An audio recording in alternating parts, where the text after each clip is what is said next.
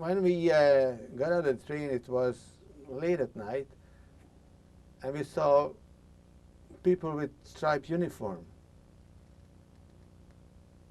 And my mother asked one of them, "Where are we?" And he said, "Auschwitz."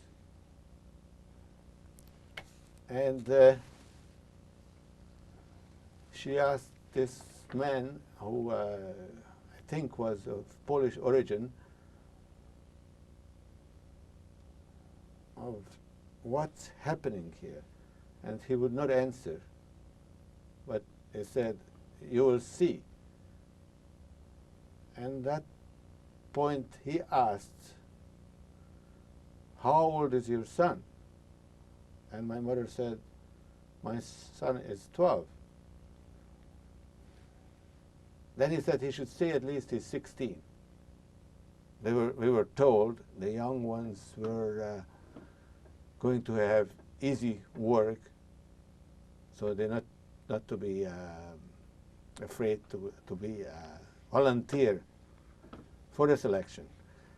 And I was almost ready to volunteer. However, I was with my father, and I wanted to remain with him.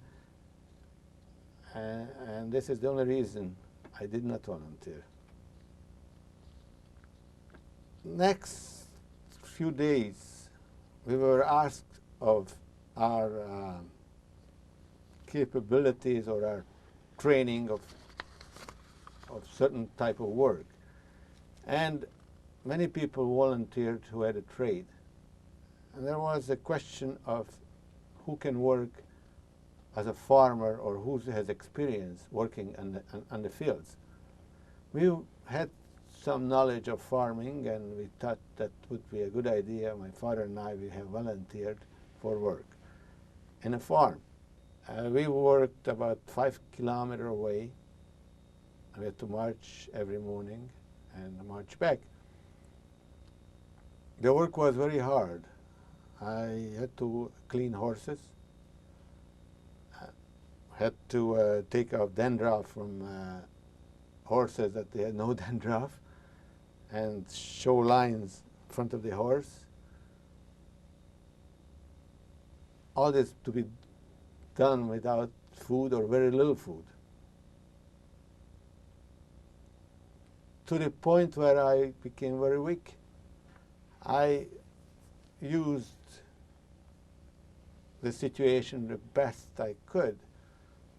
In other words, if there was no food, if there was no clothes, I was able to steal or manage, or somehow I made friends in camp, and these friends, 3 of us in particular, were very close, and one helped the other. Not only with food, but with their work, if we could. I don't think I could have survived without those friends and without my father.